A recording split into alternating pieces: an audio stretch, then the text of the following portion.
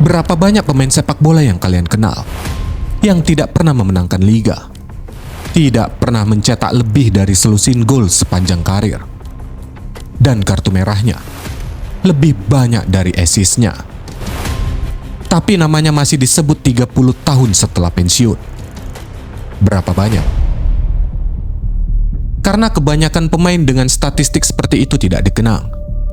Mereka hilang masuk ke dalam angka-angka, tapi tidak ada yang peduli untuk membacanya.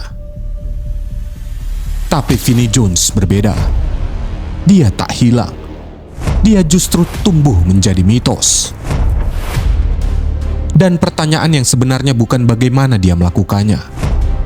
Pertanyaan yang sebenarnya adalah, apa yang sebenarnya dia pahami tentang sepak bola, tentang ketakutan, dan tentang kekuasaan di atas lapangan yang tidak diajarkan di akademi manapun, tidak tertulis di buku taktik manapun, dan tidak akan pernah masuk ke dalam algoritma scouting modern manapun.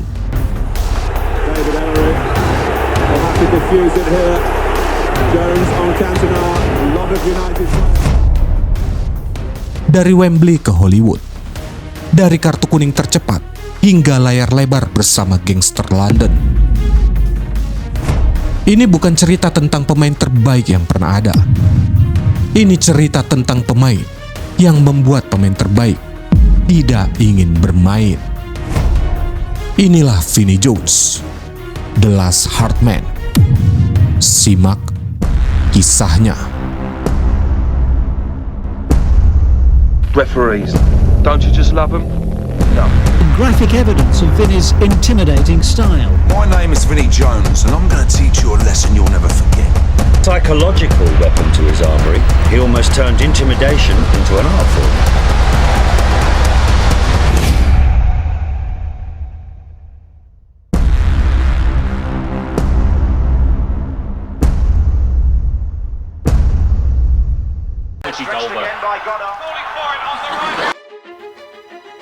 Ada sesuatu yang perlu kalian pahami tentang sepak bola Inggris di tahun 1980-an. Ini bukan olahraga yang didesain untuk dinikmati. Ini adalah perang di atas tanah berlumpur yang membeku di musim dingin.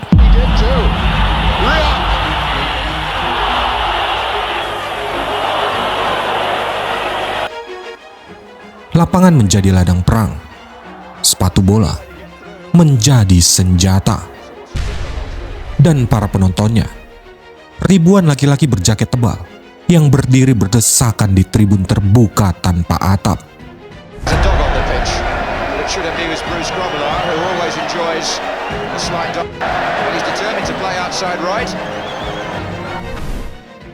Mereka tidak datang untuk menyaksikan seni. Mereka datang untuk merasakan sesuatu yang nyata.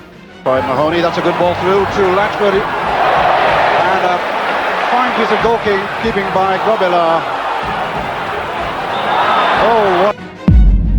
Di era itu, sepak bola Inggris memiliki hierarki yang sangat jelas. Ada pemain berbakat yang menciptakan peluang. Ada penyerang yang mencetak gol.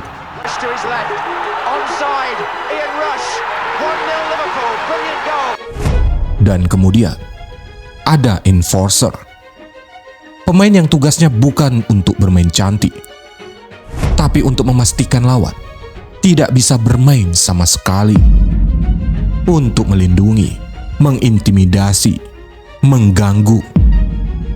Untuk membuat setiap sentuhan bola terasa seperti konsekuensi yang menyakitkan. Masyarakat working class Inggris memahami betul nilai dari karakter semacam ini. Dalam budaya di mana pekerjaan manual adalah kehormatan, karakter ditunjukkan bukan melalui kata-kata, tapi melalui apa yang sanggup kalian hadapi. Pemain seperti ini bukanlah ancaman. Mereka adalah pahlawan. Mereka adalah cermin dari kehidupan sehari-hari jutaan orang yang pergi ke pabrik, ke tambang, ke konstruksi, dan tahu bahwa dunia tidak akan memberi mereka apapun secara cuma-cuma. Dari dunia itulah Vinnie Jones lahir. Bukan hanya secara metaforis, tapi secara harfiah. Dalam setiap fiber dari cara dia bergerak, cara dia berbicara, dan cara dia memandang sebuah lapangan sepak bola.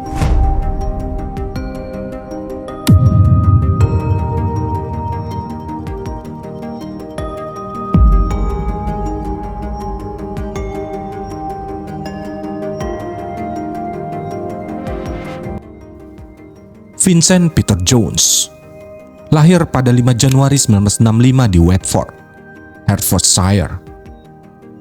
Masa mudanya bukan kisah tentang bakat ajaib yang terdeteksi sejak dini.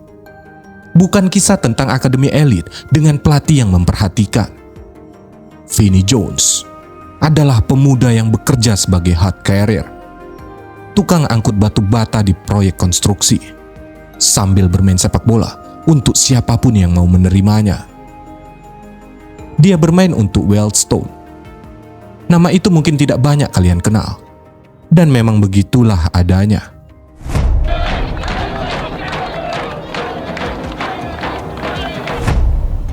Wealdstone adalah klub sepak bola non-league yang bermarkas di pinggiran barat laut London. Bukan Wembley, bukan Old Trafford. Ini adalah sepak bola di tingkat yang jauh di bawah radar. Lapangan berumput kasar, penonton ratusan orang, dan tidak ada televisi yang meliput. Di sana, Jones membangun dirinya, bukan dengan teknik yang halus, tapi dengan kehadiran, dengan intensitas yang langsung terasa begitu dia menginjakkan kaki di lapangan. Ada sesuatu dalam cara dia bermain yang tidak bisa dilatih dan tidak bisa diajarkan.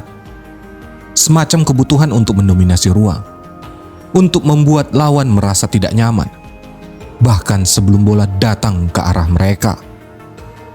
Dan kemudian, pada 1986, Wimbledon FC datang dengan tawaran yang tidak lazim. Klub dari Divisi 1 Inggris, klub yang baru saja promosi ke liga teratas, dengan cara yang tidak ada yang benar-benar mengerti. Mereka melihat sesuatu dalam diri Jones, yang kebanyakan mata terlatih, mungkin akan lewatkan begitu saja.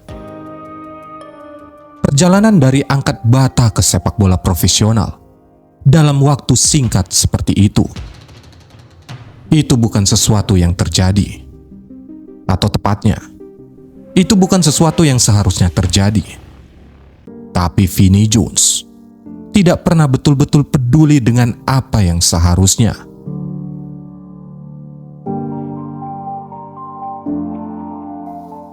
Wimbledon FC di akhir 1980-an adalah salah satu fenomena paling aneh dan paling menakjubkan dalam sejarah sepak bola Inggris. Mereka bukan klub dengan sejarah panjang dan dukungan masif. Mereka tidak punya stadion megah. Basis pendukung mereka kecil. Budget mereka tidak ada apa-apanya dibanding raksasa-raksasa dari Liverpool, Arsenal, atau Manchester United. Dan tidak ada seorang pun, entah itu pengamat, jurnalis, atau mantan pemain, yang melihat mereka dan berpikir, inilah tim yang akan mengubah sejarah sepak bola Inggris. Tapi itulah yang mereka lakukan. Di balik dinding ruang ganti Wimbledon, ada sebuah kultur yang tidak pernah ada sebelumnya dan tidak pernah ada sesudahnya. The Crazy Gang. Bukan hanya nama, tapi sebuah ideologi. Sebuah cara bertahan hidup di dunia yang tidak mengharapkan keberadaanmu. Senior akan mengerjai pemain muda sampai batas yang akan dianggap tak masuk akal di era modern. Pakaian digunting, kunci loker dilem, sesi latihan yang lebih mirip uji nyali daripada persiapan taktis. Tapi di balik kekacauan itu, ada sesuatu yang dalam. Sebuah persaudaraan yang dibentuk oleh rasa saling percaya yang absolut. Manajer mereka, Dave Bassett, yang kemudian digantikan oleh Bobby Gould, mengerti satu hal yang sering dilupakan oleh taktikus modern. Tim yang percaya satu sama lain di dalam ruang ganti akan melampaui tim yang lebih berbakat, tapi tidak punya ikatan. Wimbledon adalah bukti hidup dari teori itu. Dan Vinnie Jones adalah jantungnya. Dia bukan hanya pemain dalam tim. Dia adalah spirit dari tim itu. Dia yang pertama kali menciptakan atmosfer ketakutan di sekitar Wimbledon. Bahkan sebelum pertandingan dimulai, di lorong, di saat pemanasan, di saat lawan baru saja keluar dari bus. Jones sudah bekerja, menatap, mendekati, membuat lawan merasa bahwa hari ini akan panjang dan menyakitkan. Tapi puncak dari semua ini datang pada 14 Mei 1988 di Wembley, di final FA Cup. Di satu sisi ada Liverpool, juara Liga, tim terbaik di Inggris, mungkin di Eropa. Penuh dengan pemain kelas dunia, Peter Beardsley, John Barnes, John Aldridge. Tim yang tidak seharusnya kalah dari siapapun, apalagi dari Wimbledon. Di sisi lain ada The Crazy Gang, sebuah tim yang bermain dengan cara yang oleh banyak orang dianggap sebagai sepak bola primitif. Long ball, pressing keras, intensitas fisik yang membuat lawan tidak pernah mendapat ruang untuk berpikir. If Liverpool have been the team of the century, today we've certainly seen the turn-up of the century. Hope you enjoyed the match.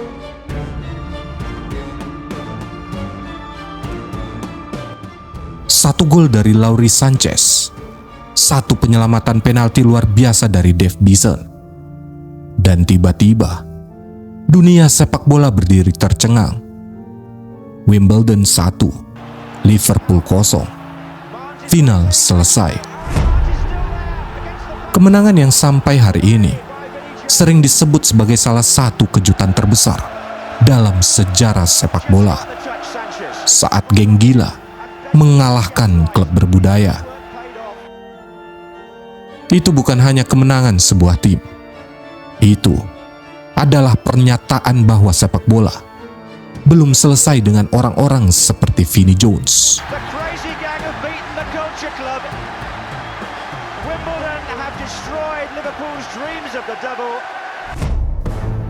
Untuk memahami apa yang dilakukan Vinnie Jones di atas lapangan, kalian perlu melepas sebentar standar modern dan masuk ke dalam logika yang berbeda.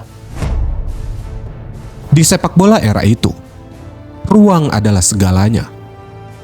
Dan cara paling efektif untuk mengontrol ruang bukan selalu dengan teknik, tapi dengan rasa takut. Lawan tahu bahwa setiap kali dia memegang bola terlalu lama, dia akan merasakan bahu atau lutut Jones. Maka, dia akan membuang bola lebih cepat dan membuat keputusan yang tidak optimal. Itu bukan kekerasan. Itu akan membuat keputusan yang tidak optimal. Akan bermain di bawah standar terbaiknya. Itu adalah mind games yang dikemas dalam bentuk fisik. Jones memahami ini lewat nalurinya. Dan kemudian ada momen yang menjadi ikonik sekaligus kontroversial. Foto tahun 1988, di mana Jones menggenggam sesuatu yang tidak seharusnya digenggam milik Paul Gascoigne. Dua pemain muda, dua karakter yang bertolak belakang. Gascoigne, jenius yang bisa menciptakan sesuatu dari situasi yang mustahil. Jones, pemain yang tugasnya justru memastikan jenius seperti Gascoigne tidak bisa bernapas dengan tenang. Foto itu menjadi simbol. Bagi sebagian orang, itu adalah gambaran tentang brutalitas yang tidak perlu. Bagi yang lain, itu adalah bukti bahwa Jones tahu persis apa yang dia lakukan dan bahwa dia melakukannya dengan antusias. Tetapi ada pertanyaan yang lebih serius yang perlu dijawab. Apakah Jones hanya pemain kasar yang kebetulan masuk ke tim bagus? Atau dia memang memiliki nilai taktis yang nyata? Despite your notorious lack of talent, was your childhood dream always to be a football pro? Actually, I wanted to be a policeman. Oh, I see. Fighting crime. Jawabannya lebih kompleks dari yang banyak orang mau akui. Jones adalah pemain yang luar biasa dalam hal positioning defensif, dalam memenangkan duel udara, dalam mengangkut bola dari lini belakang ke lini tengah dengan agresivitas yang membuka ruang. Dia bukan pemain yang bisa membuat lawan tercengang dengan dribble atau umpan satu sentuhan. Tapi, dia adalah pemain yang membuat seluruh tim di sekitarnya bekerja lebih baik. Karena lawan selalu harus memikirkan dia. Dan jika lawan memikirkan Jones, mereka tidak memikirkan Fashanu di depan atau Sanchez di lini tengah. Itu adalah bentuk kontribusi yang tidak masuk dalam statistik, tidak terlihat di highlight, tapi terasa dalam hasil akhir.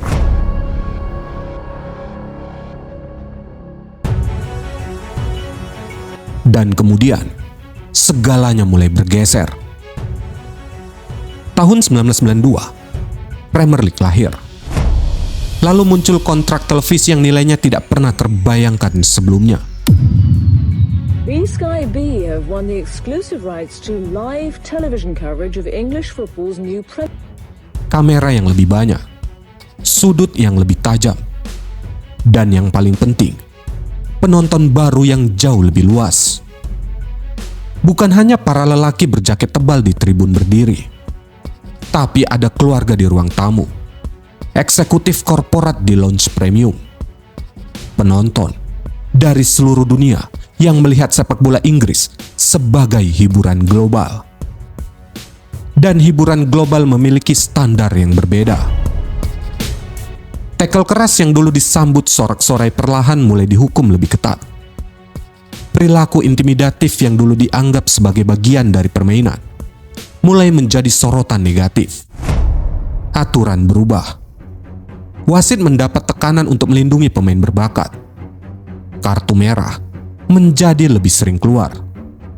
Budaya permainan berubah secara fundamental.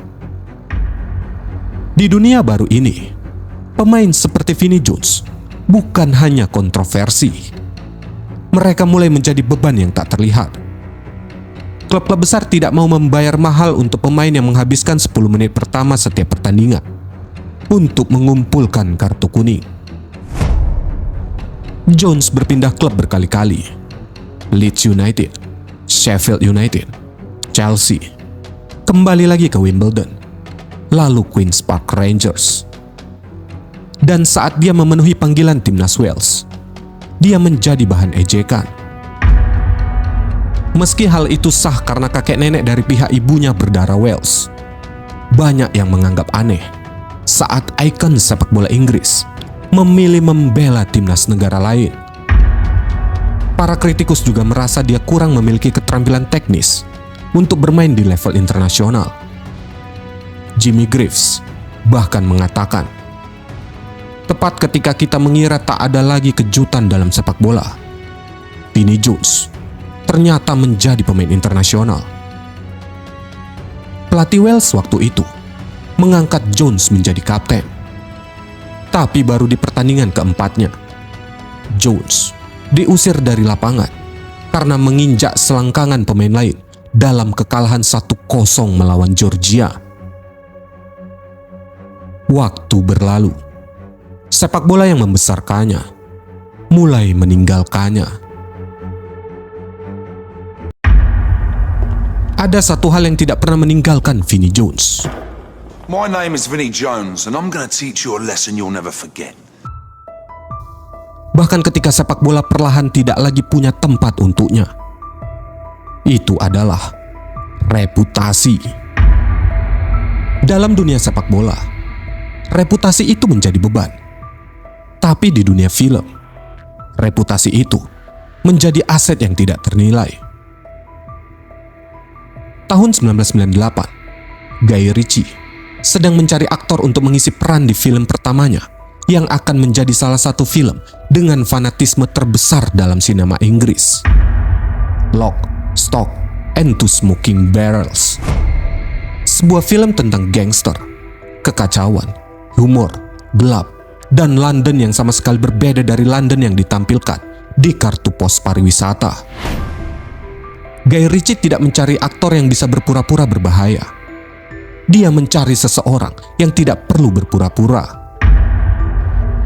Jones memerankan Big Chris, seorang penagih hutang yang bergerak dengan tenang, tapi dengan implikasi kekerasan yang menempel di setiap langkahnya. Dan sesuatu yang luar biasa terjadi. Jones tidak hanya cocok dalam peran itu, dia adalah peran itu. Karakternya yang bertahun-tahun dianggap sebagai hambatan di lapangan sepak bola, menjadi superpower di layar lebar. 2 tahun kemudian, Snatch, film Guy Ritchie lagi, bersama Brad Pitt, Benicio del Toro, dan Vinnie Jones sebagai baletut Tony. Karakter yang namanya saja sudah terasa seperti pukulan. Lebih dari sekedar cameo, sebuah penampilan yang diingat, dikutip, dan dijadikan referensi sampai hari ini. Tapi ada sesuatu yang lebih dalam dari sekedar perpindahan karir yang berhasil. Jones membuktikan bahwa karakter yang dibangun selama bertahun-tahun di lapangan sepak bola, entah itu intimidasi yang terkontrol, ketenangan di tengah kekacauan, atau kemampuan untuk membuat lawan tidak nyaman hanya dengan kehadirannya, bukan hanya berguna di Selhurst Park atau Wembley. Itu adalah kualitas dramatik yang langka. Dan Hollywood, pada satu titik tertentu, sangat membutuhkannya. Karirnya pun merambah ke Los Angeles, dan menjadi salah satu bintang film yang karirnya tak sesuai template. Dari lapangan berlumpur non-Liga Inggris, menuju layar lebar Hollywood. Tapi ada versi dari Vinnie Jones yang jarang ditampilkan. Versi yang tidak ada di tabloid, tidak ada di highlight reel, tidak ada di trailer film. Mereka yang mengenalnya secara personal sering menggambarkan seseorang yang jauh lebih lembut dari yang pernah ditampilkan di depan kamera sepak bola atau kamera film. Seseorang yang sangat loyal kepada orang-orang yang dia cintai. Seseorang yang menemukan kebahagiaan yang tulus dalam kehidupan yang sederhana. Dia suka berburu, mencintai alam terbuka, anjing-anjingnya, dan keluarganya. Cinta dalam hidupnya adalah tanya. Mereka bertemu sejak muda, menikah, dan membangun kehidupan bersama yang melewati semua turbulensi yang menyertai ketenaran dan kontroversi. Tanya adalah satu-satunya kestabilan dalam kehidupan Vinnie Jones, yang semuanya terasa tidak stabil. Dan kemudian, di tahun 2019, Tanya didiagnosis dengan kanker kulit melanoma yang telah menyebar. Selama berbulan-bulan, Jones berada di sisinya, merawatnya. Laki-laki yang dikenal karena kekerasannya, yang seluruh karir sepak bolanya dibangun di atas citra yang tidak mengenal rasa takut. Duduk di samping tempat tidur rumah sakit dan menghadapi satu-satunya hal yang tidak bisa diintimidasi atau dihadang oleh kekuatan fisik. Tanya meninggal pada Juli 2019. Jones kehilangan seseorang yang jauh lebih dari sekedar pasangan. Dia kehilangan fondasi dari kehidupan yang dia bangun, jauh dari sorotan publik. Dalam wawancara-wawancara setelahnya, ada sesuatu yang berbeda dalam cara Jones berbicara. Bukan kelemahan, tapi kejujuran. Sebuah kesediaan untuk mengakui bahwa di balik semua reputasi, semua kekerasan, semua karakter gangster di layar lebar, dia adalah manusia yang merasakan sakit dengan cara yang sangat biasa dan sangat nyata. Dia menulis tentang pengalamannya, berbicara tentang kesehatan mental, tentang duka, tentang betapa mudahnya seseorang yang terbiasa terlihat kuat menyembunyikan betapa hancurnya mereka di dalam. Itu bukan Vinnie Jones dari foto dengan Gascoigne. Itu bukan Ballet to Tony. Itu hanya seorang lelaki yang kehilangan cintanya dan berusaha menemukan cara untuk terus berjalan. Sepak bola modern tidak akan pernah menghasilkan Vinnie Jones lainnya. Itu adalah fakta, bukan nostalgia. Sistem akademi yang semakin canggih, analitik data yang mampu mengidentifikasi bakat sejak usia dini, standar teknis yang semakin tinggi, regulasi yang semakin ketat tentang permainan fisik. Semua itu membentuk sebuah dunia di mana seorang tukang angkut batu bata seperti dirinya tidak akan pernah mendapat kesempatan yang sama. Sepak bola kontemporer dengan segala keindahan taktisnya, dengan semua miliaran yang mengalir, dan bintang-bintang yang bermain seperti bayangan air, telah kehilangan sesuatu yang sulit didefinisikan, tapi mudah dirasakan.